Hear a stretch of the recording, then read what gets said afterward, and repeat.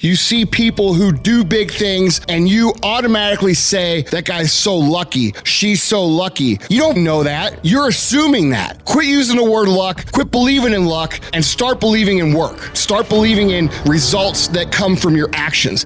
When you quit, your mind says we're done. So it doesn't expand. There's no expansion when you quit. I'm drowning, I'm miserable, I'm suffering, I'm broken, but I'm not going anywhere. He's not leaving. So we gotta expand. We gotta grow. We gotta figure this fucking thing out. So then these compartments in your brain, they have to work.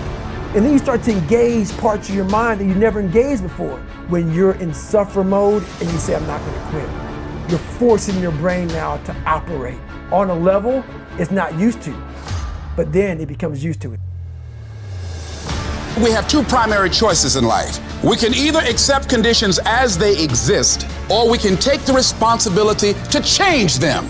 See, a lot of people want to exempt themselves from taking responsibility. All they want to do is talk about the problem. Every time you see them, they'll tell you their story over and over and over and over again. No.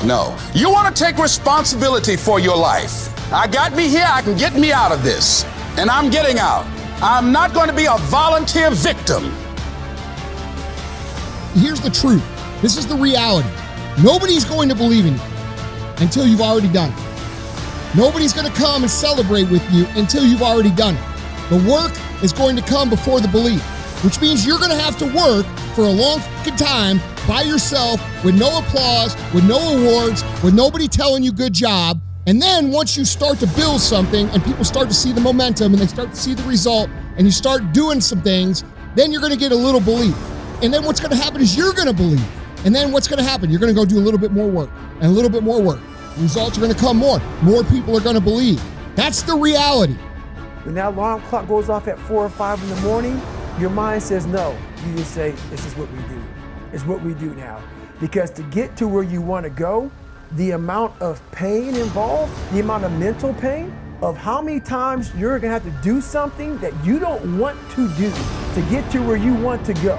There's going to be more times you do something that you don't want to do than you are going to want to do. And that's your new norm. And then once you do this over and over and over again, it becomes like breathing. I don't want to live this lifestyle, but to get to the other side of this, I have to. When that alarm clock goes off, there's at least 50% of the time where that soft little pillow is just caressing your head and you want to stay there. And it takes discipline to go, nope, I'm going to get up out of this bed and I'm going to do what I'm supposed to do. And that discipline that you have at that moment, you win that fight. That's a big victory. That pattern will carry out throughout the day because once you're up, well, now that I'm up, I might as well go work out because I'm already up and I feel good that I got up out of bed and I won that battle. Let me go win another battle. I'm gonna go get it done. And then when you show up at the office and there's someone that's got a big box of donuts that they're giving away for free, by the way, it's almost like an insult not to take them. But when you've already gotten up early, you had the discipline there, you already worked out, you had the discipline there, and now you see the box of donuts, you're like, no, I'm not gonna eat the donuts. And that discipline carries on throughout the day. So now you take that and you expand that out over a week and a month, and you end up with more discipline. And it starts with that simple act of getting up and getting out of bed in the morning. Everyone in the world has a list of things they think they should do. I should lose weight. I should work out. I should spend more time with my kids. I should work harder. I should make more calls. I should. And then you know what? People don't do their shoulds and they get mad at themselves and they what I call should all over themselves. They beat themselves up about it.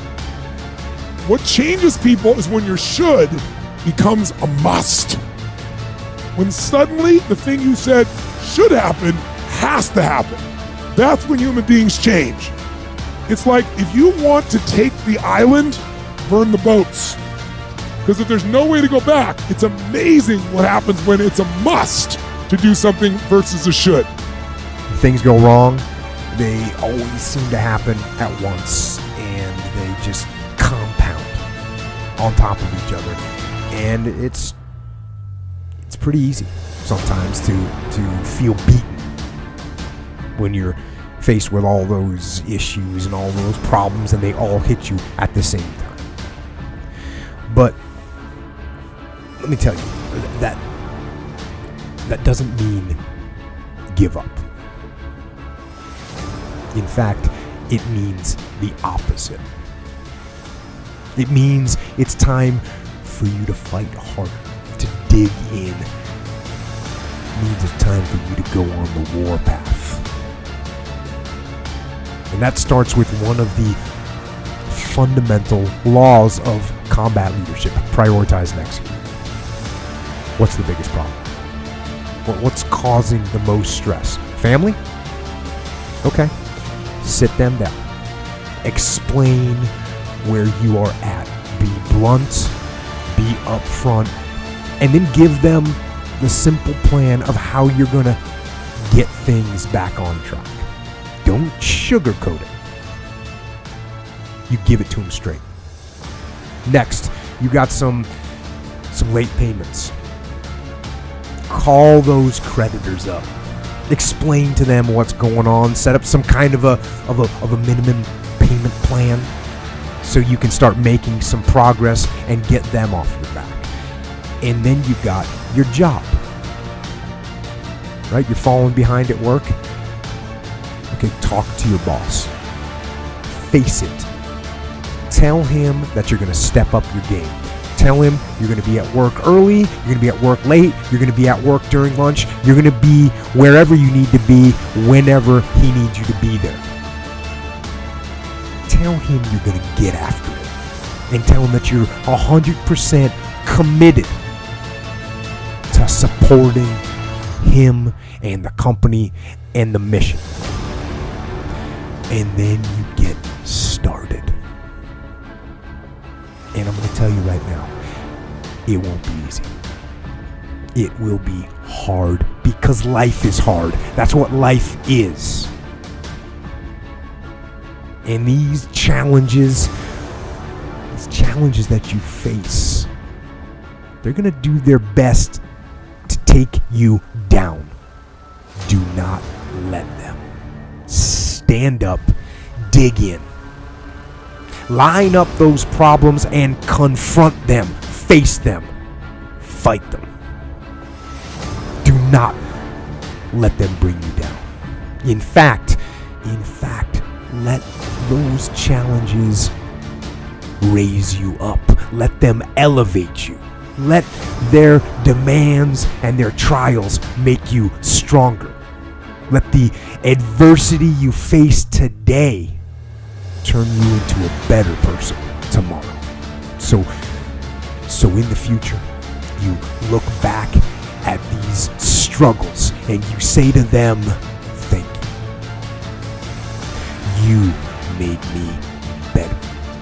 It's all back down to a very primitive mindset of we just have to do.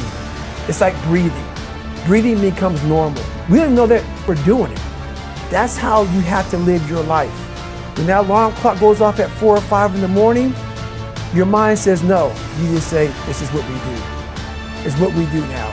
Because to get to where you want to go, the amount of pain involved, I'm not saying physical, I'm not saying you got to break yourself off.